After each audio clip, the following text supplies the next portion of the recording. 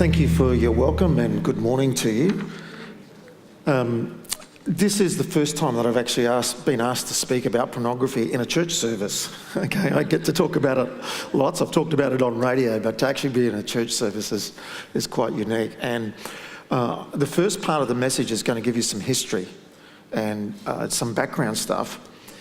And for some of you, it's not going to feel like much hope. But it's important to understand the insidious nature of what we're facing and where it's come from. And then we're going to talk a bit about hope and freedom and transformation. It has to be in that context. Just last month, the founder of Playboy, Hugh Hefner, died, aged 91. If you followed the media and social media, this is the sort of things that were said about him. Many in the press are hailing Hugh Hefner as a pioneer in his day, a champion of abortion rights and breaking the shackles on oppressive sexual culture. The Twitter from Playboy said he was an American icon. His wife, Christy Harris, 60 years his junior, 31 years of age, she said he was an American hero and a pioneer. Wow. When I read that stuff, I thought, really? A pioneer? Let me tell you, he was a pioneer for hedonism and narcissism. And he might have died a very wealthy man in our standards, but in the eternal perspective, he died a very tragically poor man. 5 partners during his lifetime, 3 wives, 4 children. 2 of his children in their 60s, 2 of his children in their mid-20s. And he's supposedly an icon. And some of you younger people won't know about him other than you'll see the Playboy picture. And Playboy's broken into 2 companies. So you have Playboy Entertainment, which is the pornography side, and then you have Playboy Marketing, which is like the stickers that go on cars or the pencil cases with the rabbit on it. And we think, what a cute little rabbit. The little rabbit represents this dirty old man who married someone 60 years younger than him. That could be his great-granddaughter almost, couldn't it? When I was a boy, pornography wasn't as a big deal. And I've got to be really upfront here, pornography has never been an issue for me. But in my counselling work, I've worked with, in the last 25 years, many Christians struggling with porn addiction. I was asked once if porn wasn't going to be my vice, what would be my vice? And I said, probably alcoholism. Growing up Lutheran, best winemakers in the world. My mum's a Mackenzie, they're Scottish, they make the best whiskey in the world. I have to be very careful about my vice. As a boy, if I was going to access pornography, I'd have to go down to the local store. My local store was the Mini Street Shop. And if I wanted to go, I'd have to go to the shopkeeper and say, can I have a copy of the magazine that's under the counter? And he would have said, go home, Janetzki, and I'm telling your mother. So the only way that I could actually come across pornography is if I came across somebody who found his dad's stash or his older brother's stash, or I'd go to the school library and look at National Geographic, because that was the extent of it. But the world's not like that. The biggest access point for pornography in the world today is our smartphone. In developing parts of the world, they mightn't have electricity, but they have a smartphone. And pornography is one of the leading causes for slavery in Australia, in the world I should say, not Australia, is sexual trafficking of young people. And in some of those developing countries, they're acutely aware between the connection between technology, pornography, and the loss of young people. The difference is that when I was a kid, if I wanted to find pornography, I had to look for it. Today, pornography finds us. Pornography is on the hunt for us.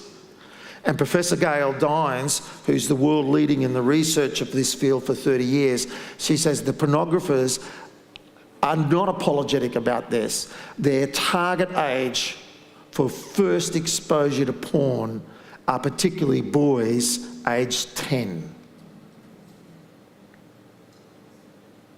And it's an insidious industry. So those who understand technology is that they hire people who do string searches. So when you go to Google and type in, that becomes a string search.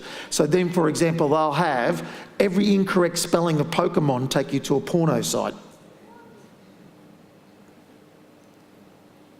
This is a brutal industry. More on that in a moment. So let me tell you a bit about the history. So in 1895, we had the development of motion pictures. Within 1 year of the development of motion pictures, that media was used to produce pornography. There's been a correlation throughout history with the development of technology and the proliferation of porn. In 1953, Hefner started Playboy, and you can see the figures up there, the circulation. It peaked at around 5.6 million per month. And then in 65, Penthouse came out, and Penthouse said that, you know, Playboy was too tame. And it wasn't until 1969 on the big screen that we actually saw the first mainstream movie representing a swinger's life called Bob and Carol and Ted and Alice. And the first full frontal nude didn't happen until 1971. So if you go from 53 to 71, that's rather slow progression because we're dealing with print media as it emerges into technological media. And then in 74, we had Hustler, Larry Flint came out with. In 1984, we had the domain name system, which is actually the foundation of the web, the internet. And in 92, we had the term surfing the net.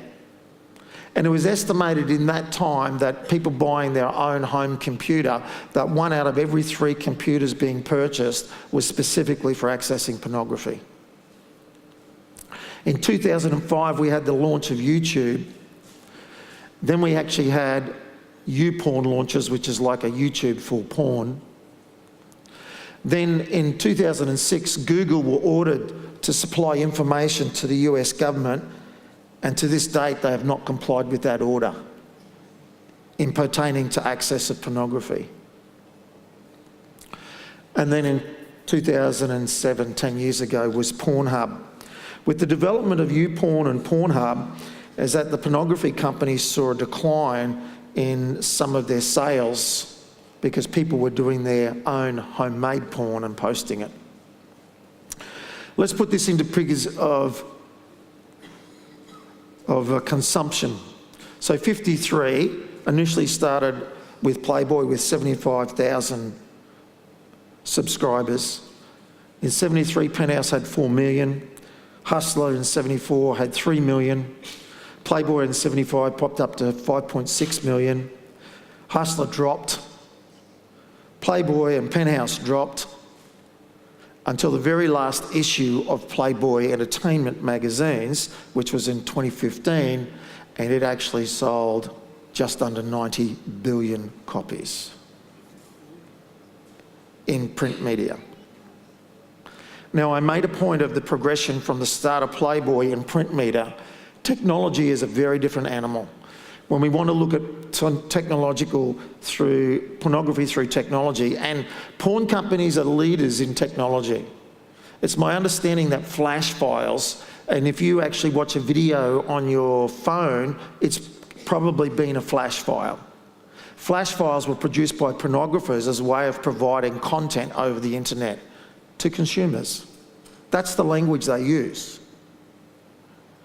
So what happens is in 2006, 58 million monthly visitors to adult sites, 167 million total US internet users. So we see between 2009 and 2010 it kicks up, but about 13% of web users were doing adult searches. Then no FAP, it's a slang American term for masturbation, saying no masturbation, started, and they got a response of just under 40 billion people hitting their site. TED Talks talked about porn in the brain. You can see the numbers there. Then US Mobile phone ownership exceeds 50%, and there's actually 63.2 billion people accessing pornography through their phone. Revenge laws come out, so around that the numbers still increase, and then we had Playboy with their last one in there, and by 2016 there's 107 million monthly users in the US to adult sites. It's a lot of people, isn't it? So let me break this down a little bit easier. In 1955 to today, so what happened was when Hefner started Playboy, he made what was considered soft porn mainstream, readily available to the masses. That is what we would call now popular porn. You only have to watch video hits and you're seeing the same degree of what Hefner produced in '53. So what's happened is that this progression from what was considered pornographic adult content is now adolescent content just by watching video hits or video clips. So the question is, what came behind that? Well, hardcore porn, which was right back unacceptable behind Playboy, has now become mainstream. And the pornographers are saying, how can we make more money? And so then they developed this thing called gonzo porn. And gonzo porn is not about people, it's about anatomy. And just focusing the frame on anatomy. And the harder and the more violent the sex is, the more it sells. And under gonzo porn we have group sex, same homosexual porn, we have rape sex, we have a whole heap of really disgusting things. Also comes under that is PTHC. Now LimeWire, which is no longer in existence, was a music website that most adolescents would have used. It was a download site. Well, most people didn't know that it was a front for a porno company. In fact, there are many fronts for porno companies. A lot of dating agencies are sometimes fronts for porno companies. And if you knew where to look, you could actually get onto pornography. And I had a young guy come and see me who got exposed to pornography at age 14. It became addictive for him. And on his weekends, he'd sit back through LimeWire, watch a bit of porn. And one day he clicked on PTHC. He was a regular user. He didn't know what it was. It actually stands for pre-teen hardcore, AKA child pornography. He actually had a knock on the door a couple of weeks later after looking at that stuff. He was repulsed by it. He had 2 children of his own, and he was so frustrated he broke the screen on his laptop and put it in the laundry. But a few weeks later, the federal police knocked on his door and charged him with child pornography charges. He came to see me to talk about what could he do to actually break the cycle of this in his life. There's an infographic, and we can easily make the PowerPoint slides available for if you want to, but just on the infographic, you may not see it just there, but down here, the highest day for consumption of porn is Sundays. Isn't that interesting? This is big business. Porn companies are not interested in improving our sex lives or our relationships. Porn companies are not even interested in promoting respect. Porn companies are interested in one thing: money. That's all they're interested in. Just to put this into context for you. In 2013, traffic to porn sites received more traffic than Netflix, Amazon and Twitter combined. Put this into another perspective. Every second, over $3,000 is being spent on pornography. Sure, you can get free porn, but the way porn works is that you actually have got to hit more, so then they actually, the good stuff that's going to really get you going, supposedly, is what you've got to pay for. The stuff that is really sick. And of 2006, which is the most recent stats that we've had on terms of numbers of things, but there were 4.2 million pornographic websites with 420 million pages. It's a lot of content, isn't it? I said we'd start with no hope. Melinda Tankard-Reist, a colleague of mine, co-edited a book called Big Porn Inc. here in Australia. She says this: young boys are being exposed to hardcore, violent pornography before they even hold hands or kiss a girl. 70% of boys have viewed adult content by the time they're 12 years old. And by the time they're 15, it's pretty hard to find any boy who hasn't viewed it. Now, not all of them are pursuing it, but they've been exposed to it. And one of the problems is it only takes one kid to have porn on his phone, and then he can Bluetooth it, beam it. If he's got a Samsung phone, put it back to back and share it. So you might have everything in your home under control, but you can't control the rest of the world. That's how insidious this is. Even girls are exposed to pornography at increasingly higher rates, with around half of them having viewed pornography by 12 and 97% by 16. That's Australian stats. Judy Putt, General Manager of Research, says this in terms of an article in the Australian Institute of Criminology: the probability that a young person will have exposure to pornography prior to the age of 18, which happens to be the legal age in Australia, is very high. Young people cite their peers as their principal source of sexual information. Peers are central how do the concepts portrayed in the media become incorporated into the performance of gender identities. So it's illegal to access pornography under 18, but we've got companies that are targeting 10-year-olds. Isn't that amazing? And I sat in Canberra in 2001, I think it was, at the Sexual Integrity Forum, and I heard an IT guy talk about that filtering at a national level was possible back then. The problem is government is not doing filtering because there's too much money involved around from companies.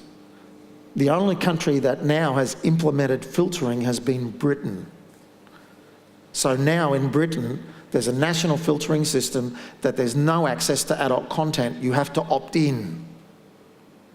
And it's interesting because the take-up rates are not that big, because mostly mums and dads say, I want my child protected from this.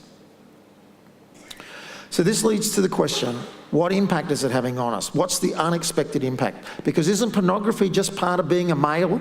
Aren't all boys doing it? Isn't that the stuff we get told?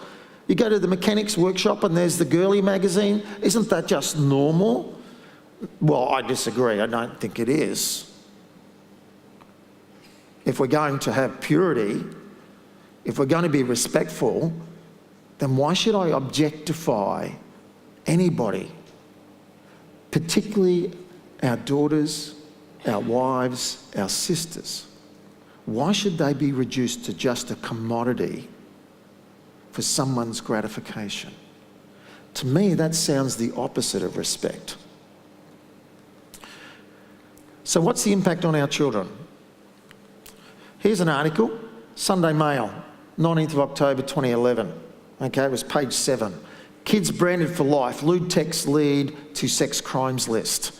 In this little section highlighted there, it says this: in the past 3 years, more than 450 child pornography charges have been laid against 10 to 17-year-olds in Queensland. Once we give a phone that can take a picture, is that anyone under the age of 18 who takes a nudie picture of themselves and sends it to somebody, they have actually just broken child pornography laws. And if they're 10 or older, they can be prosecuted. Are we talking to our kids about this? Most of us wouldn't even know. This is more dangerous than a driver's license. Why? Because once I post something in the cyber world, I lose total control over it. So for you young people, let me just give you a little, what I call the PJ test. If you're going to share something on the internet, a picture or information, blow it up full size and stick it in the playground at school. And if it's okay there, it's okay on the internet, because less people will see it at your school than they will on the internet. How's that for a test? Simple. And what happens is that when you post something on the internet, you lose total control of it because people can take a screenshot of it and repost it. And you might take it down, but you've lost control of it. What's happening to our kids is, with all the exposure to pornography, violence and crime content, are we surprised by the newly released Australian Bureau statistic figures showing that sexual assaults and related offences committed by school-aged children have almost quadrupled in 4 years? They leapt from 450 to 1,709. Unfortunately, our girls suffer greatly because of porn. This is an exact quote from Gail Dine's book, one of the scariest books I've ever read. I've got a pretty hardened stomach to this field, but when I read Gail's book, I have to put it down sometimes and stop reading because I can't just tolerate it. Women are much more understanding and aware of their true purpose in life than ever before. That purpose, of course, is to be receptacles of love. In other words, that's what porn companies say about our girls. And in interviews with supposed ex-porn stars, is that you'll only find out about the glamorous ones who have got a long career. The average young woman going into the porn industry, and this is a terrible term, it is so disrespectful, but this is the term, has a shelf life of 6 months. Because after 6 months, they're either diseased or so into drugs and alcohol that they can't function.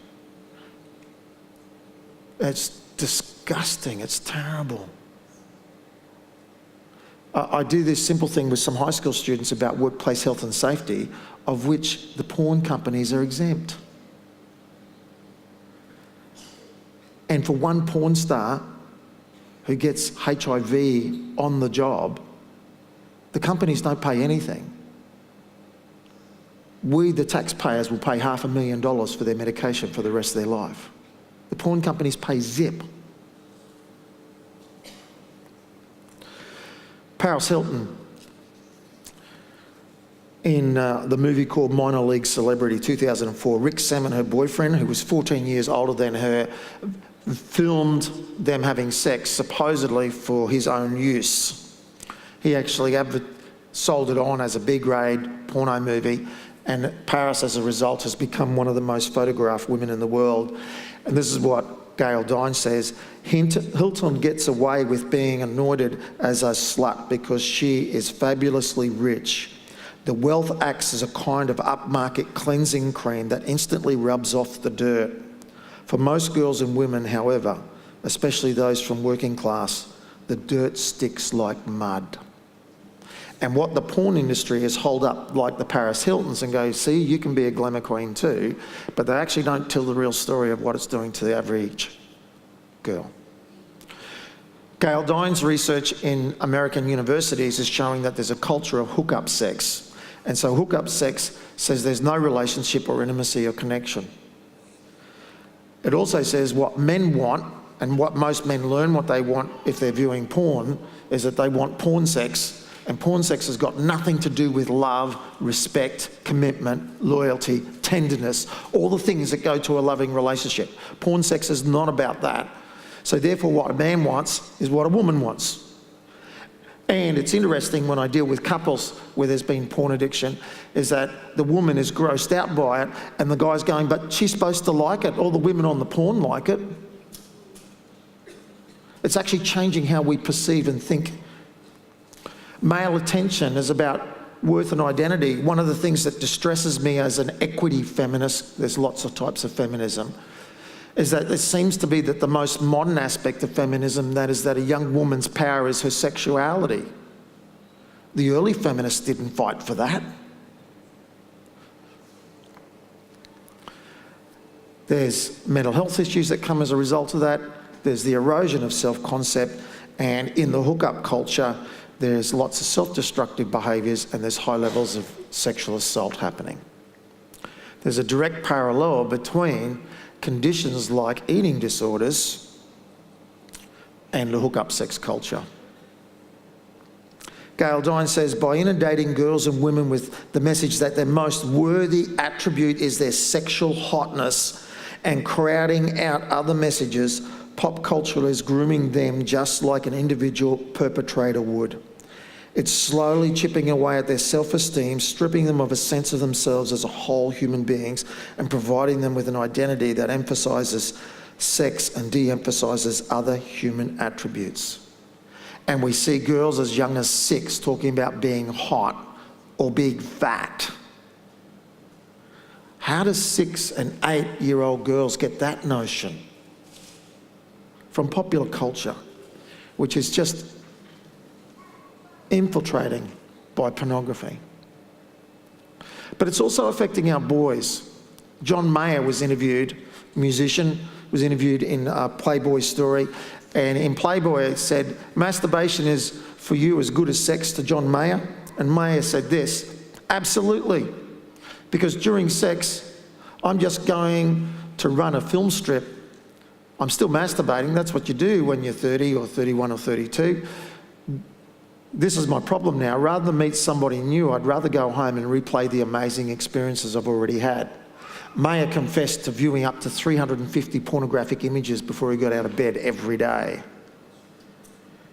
But he's a popular celebrity who has the ear of young people.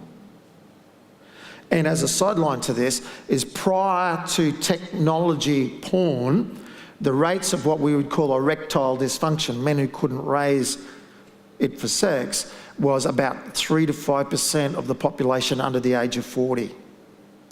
Post-technology porn, we now have a new condition called porn-related erectile dysfunction, and that figure's gone from 3 to 5%, that 30% of men under 40 have erectile dysfunction, directly related to porn. Why? Why? Because how it affects our brain. Dr. Helen Fisher is one of the world's leading researchers on love in relationships. And so she actually looked at what neurochemicals are connected to different types of love. She had 3 types of love: lust, romantic love, and attachment love. This is straight from her research. She said lust is the craving for sexual gratification, known as biological horniness. She said romantic love is infatuation with a particular person. That's when you fall in love and you think they are just the best thing since sliced bread. They're just perfect and you dream about them and you just imagine being with them all the time. And she said attachment love is a calm, secure union with long-term partners, including pair bonding, monogamy, parenthood and kinship. That's what we would call marriage, wouldn't we? Traditional marriage. What she found was this, is that lust and romantic love produce really powerful chemicals. So testosterone, estrogen in both men and women, dopamine and norepinephrine, and serotonin. Serotonin is a chemical that makes us feel blissful, the world's good. Testosterone, particularly in boys, gives them a rush. So you know those when boys are little and they want to wrestle each other? It's because they're releasing testosterone and dopamine. They get high out of it, until someone gets hurt, of course. Now, what happens is these chemicals are very powerful chemicals that give pleasure to high levels, but they're short-lived. And there's an interplay between the first group and the second group, and they bounce off each other. And what we know from the research is that those chemicals, is that when a boy meets a girl and fall in love, those chemicals last from 18 months to 2 years. And then they dissipate. And what we have in our culture is the number one relationship type in our culture is serial monogamy. Boy meets girl, fall in love, have all these chemicals. Once the chemicals dissipate, which they're supposed to do, I don't love you anymore, I've got to go find someone else who fires off those chemicals. But they're not consciously aware of that. That's why we go. So the average length of relationship's about 3 to 5 years because we're addicted to these chemicals. Hence we have porn addiction, sex addiction, relationships addictions. We have a whole range of them. Now, the really good, well, let me say what happens here. For the porn user, they watch it, they get a massive hit. But then it gets desensitized, so then they've got to use more porn or harder porn to get the same kick. So the addiction is we become addicted to our own body chemistry. And dopamine, which fires off pleasure, is one of the most interesting neurochemicals we've got because dopamine is non-directional. So what do we mean? It goes in the direction you feed it. So if you do porn, dopamine says, do it again. That's why it explains, you know, when boys do some really dumb stuff and they get a buzz out of it, and you say, think about it before you do it, because dopamine says, do it again. Now, but you can use dopamine for the good thing, because if you're doing something that's really good and healthy for you, dopamine says, do that again. But dopamine's not smart. Now, once all those chemicals fade away and you're in a committed relationship, is that you actually get oxytocin and vasopressin. And I've got to tell you, I love oxytocin, okay? Oxytocin is the cuddle drug. So let me give you the best example. When a woman is pregnant and she gives birth, she's flooded with oxytocin. When she breastfeeds, she's flooded with oxytocin. Look at a breastfeeding mum. She's feeding this little baby, and when she's finished feeding, she goes, oh, you're so gorgeous, I could just eat you all up. All right? That's oxytocin. The other way we release oxytocin is meaningful connection, and particularly meaningful physical connection. So I love the mornings I get to sleep in because I have a cuddle with Neroli and I get heaps of oxytocin. And the control part of the brain for the emotional brain, the reactive part of the brain, oxytocin calms that down. That's why when you often get upset with somebody and it all calms down, you want to give them a hug because you actually want to release oxytocin. I said my next dog's going to be named Oxytocin too, okay? All right. Vasopressin is the monogamy drug. So it's not only do I want to cuddle, but I only want to cuddle you. Now, you can't get to the good drugs until you get past the fast-acting stuff. So what happens in normal relationships, fast-acting stuff, it fades. Did I marry the right person? Am I in the right relationship? All those sort of normal things that happen. And then we start to grow. And that's why, this is really interesting, seniors have the best and most active sex life in Australia more than teenagers.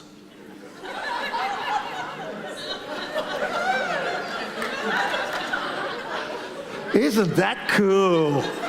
There's a few seniors blushing around here. Now, why they blush, I'm going to talk to you guys here for a moment. That means your grandparents are doing it.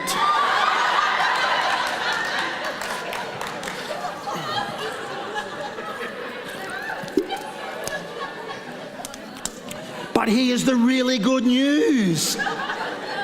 That's what God intended. And when you get to their age, you'll be thanking God for it too, okay? Now, the reason it happens like that is because it's gone from this is all about my needs and my gratification and you looking hot to actually we have meaningful connection because we've spent a lifetime getting to know each other. And so they're producing a lot more oxytocin and vasopressin because just by enduring the time of marriage. That is wonderful news. So respect is so important to healthy relationship and particularly healthy sexual relationship in marriage.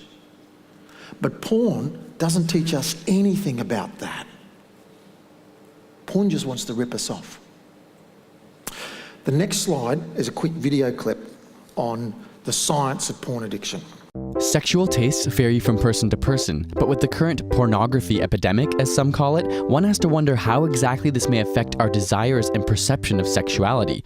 Moreover, how does it affect our sex lives? Pornography constitutes about 25% of all search engine requests and is the fourth most common reason people give for going on the internet. And while it may seem to simply facilitate an instinctual sexual response linked to millions of years of evolution, the truth is, pornography has dynamically changed over time, ultimately molding our tastes and desires. The not-so-shocking truth is that pornography has profound consequences for the brain and acts in many ways like a drug. With prolonged exposure, your tolerance is increased, and many often find themselves addicted. Though it's not a physical substance, it leads to the same general loss of control, the compulsiveness to seek out the activity despite negative consequences, and withdrawal when it goes away, much like that of gambling or running, for example. The issue is that continued exposure can cause long-term or even lifelong neuroplastic change in the brain. Dopamine is released as a reward whenever we accomplish something, whether it be eating to sustain life or sexual activity to produce future life. And this dopamine consolidates neural connections in order to drive us to perform the same activity in the future. In other words, it alters and forms the brain cells to motivate certain actions. It rewires your brain. The National Institutes of Health measure drug addictiveness by testing rats. The rat is trained to press a button in order to get a drug, and the harder it works indicates how addictive the substance is. It turns out that the more addictive a drug is, the more dopamine we see released. And while there is, unfortunately, no rat porn that we can give to them, we do know that dopamine is also released during sexual excitement, which pornography plays right into. The more time you spend doing it, the more dopamine gets released, which reinforces the behavior and makes you not only desire it in the future, but require it. And as you begin to imagine these images away from the computer or while having sex, they become reinforced. Furthermore, each orgasm releases even more dopamine, which consolidates the connections made during the session. It's a feedback loop that becomes harder to escape. And just like a drug, your tolerance for visual stimulation has now compounded, making it more difficult to be turned on by reality. Pornography addiction can often lead to finding your mate less attractive. The good news is, it doesn't have to be permanent. Usually when people understand the mechanism and realize it's affecting their relationships, they can stop. The brain is often described as a use it or lose it system because the neural connections you stimulate grow stronger and desire to be activated, while the ones you ignore become weakened. Much like your muscles, which, if sitting still all day, itch for activity, but after prolonged non-use, they become complacent. Luckily, because of this use it or lose it brain, the same neuroplastic system that proliferates these habits can also be used to acquire healthier ones. Got a burning question you want answered? Ask it in the comments or on Facebook and Twitter, and subscribe for more weekly science videos. How does this relate to marriage? It's interesting that pre the proliferation of internet through technology is that in divorce records is that porn addiction hardly ever appeared.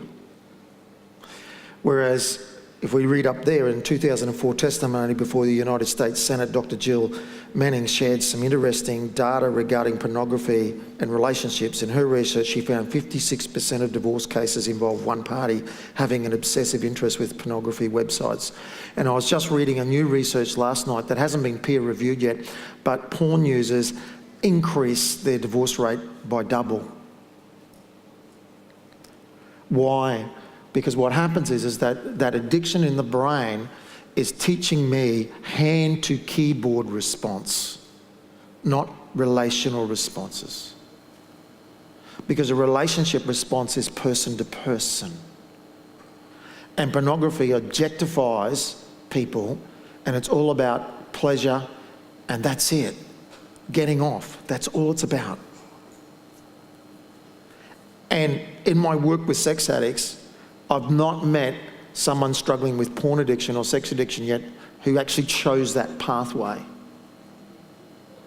They got exposed to porn at a young age, an age before their brain could even understand those adult concepts. They got hit with these big chemical stuff, and then what happens is that they just get hooked into it and they go, this is not right, but I can't stop it. And it's not like anyone puts their hand up and say, I'm going to choose to be a porn addict. And we actually have a pandemic in our culture because it's become so infiltrated into popular culture that old school values of modesty don't seem to be even talked about, or if you do that, somehow you're a radical right-wing lunatic, rather than actually someone who wants to respect people and value people. The good news is there's a way through recovery from porn. It's not easy, it's hard work. Most guys who end up in my practice now, there are women who get addicted to porn as well, and I've got a couple of colleagues who have worked with them, but for me I work mostly with men, most often Christian men, and the reason they come is because their marriage is in crisis. But to actually get on top of porn addiction is a good 8 to 12 months hard work. It's not as simple as saying just pray about it or hand it over to God. We're actually dealing with really profound wiring of the brain and brain chemicals that make it very hard to break. So it's not a simple answer. It is a hard road, but it's doable. And it's very interesting looking at the difference of generations, because my generation, their first exposure to pornography was print media, and they actually get through it quicker than the younger generation, because the younger generation have been impacted by technology, porn, and that actually we don't fully understand yet, but we know there's a difference of what it does to the brain. So there's hard work. What's really exciting is that there's a worldwide movement now talking about pornography as a health issue and a child protection issue. If no one in Australia is supposed to access porn under the age of 18, how come by 15 or 16 every one of our adolescents mostly have seen it? Isn't that contradictory against our laws? So now what we're doing is we're not fighting it on the grounds of morality, we're fighting it on the grounds of this is a health issue. It actually has consequences with sexual health, diseases, relationships, identity, mental health. But then we're also saying this is a child protection issue. And there's a couple of organisations that are doing a great job. Now, one of the organisations, Fight the New Drug, they had a group of guys get together, not Christians, just people who've been impacted by porn, and said, if porn is using brain science and technology to hook us in, can we use brain science and technology to bring healing? And they produced a program called Fortify Program. The next clip I'm going to show you is just a promo clip from Fortify, but anytime I talk about pornography, I always show this clip because this is a great resource. Welcome to the Fortify program. We're glad you're here. Fortify is a web-based program developed by professionals that uses the brain science behind pornography addiction to help you find your path to freedom.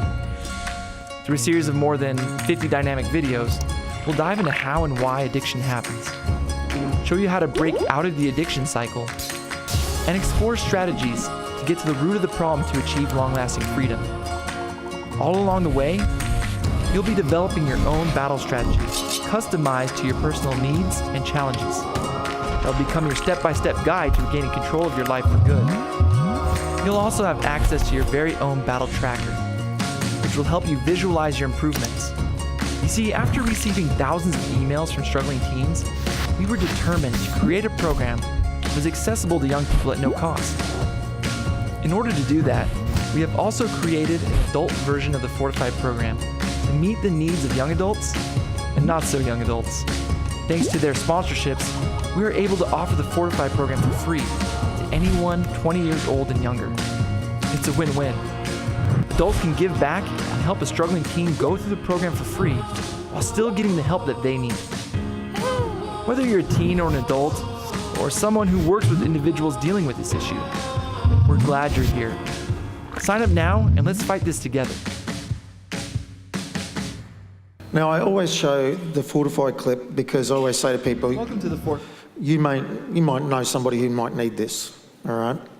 From a Christian perspective, I want to give you one passage. Now, nearly everybody in this room would know John 3:16. I wonder how many know the very next verse, 17. And that's the passage I want to give you, but I'm going to give it to you in Eugene Peterson's translation, The Message. And this is the words of Jesus. The Father didn't go to all the trouble of sending his only Son in the world to point an accusing finger to tell the world how bad you are. He came to put things right. The hope is we can heal and we can be transformed. It's not easy, but that's the work of Jesus, putting things right. If you want to follow up some resources, I'll go back. Fight the New Drug. Their motto is porn kills love. Choose love, not porn. And they're the ones who run the Fortify program, but they put out a newsletter. You can subscribe to the newsletter and get great information.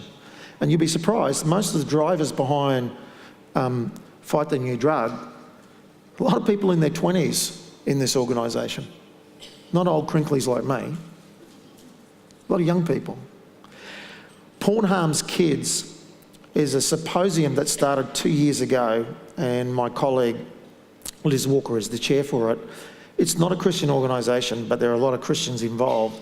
But we actually had a symposium looking at all the research data so that we can say to the government, this is a health issue, this is a child protection issue, and this is the Australian one that is acting as a lobby group. But you go to their webpage, you can sign up for the newsletter, put your name down there and say, I'm actually with these guys saying the government needs to address, because pornography harms kids.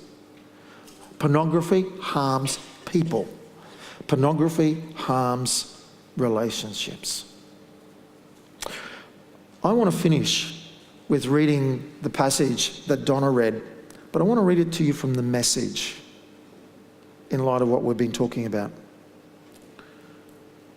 So here's what I want you to do.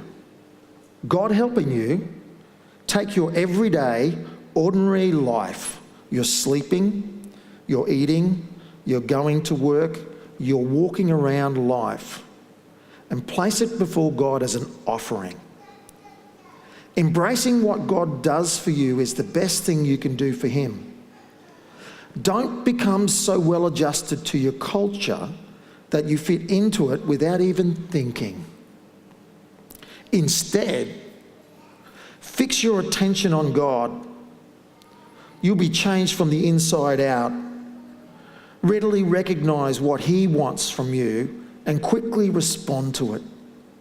Unlike the culture around you, always dragging you down to its level of immaturity, God brings the best out of you, develops well-formed maturity in you. As J.B. Phillips said, don't let the culture of this world squeeze you into its mould. Pornography is rampant. We have a challenge to protect ourselves, our relationships, our kids, and our society. And I'm sure there's different responses for different people today. For some, it's gone, ouch, that's a bit close to the bone for me. For others, it might be, how do I protect my children from this insidious evil? For others, it might be, how do I protect my marriage? Or even someone might be, what can I do to protect our society, our country? As I pray, the music team's going to come back up, so let me pray for us. Father God, it's not an easy topic or a pleasant topic to talk about, but it is an important topic because the father of lies has taken something that is very evil and made it socially acceptable. And I know that there are people here who have been caught up in it. And I know that for some, Lord, their heartbeat is for you, that cries out for you, only you, Lord, but yet this struggle in the shadows keeps tripping me up. For those, Lord, I want to pray that you will open the pathway for healing, that you would give them hope, healing and transformation. There's others of us, Lord, that we're concerned about our loved ones. And I want to join with them and pray that you will surround our kids particularly as a shield and protect them. Protect their eye gate. Help us to teach them how to respond really well so that they can choose respect above all. For our families, for this church family, for our nation, Lord, I pray for your grace. I ask for your mercy as we battle this incredible, insidious evil. And that in tangible ways, in individual lives and as a national life, we will see your victory working out. Pray this in your name, Jesus. Amen.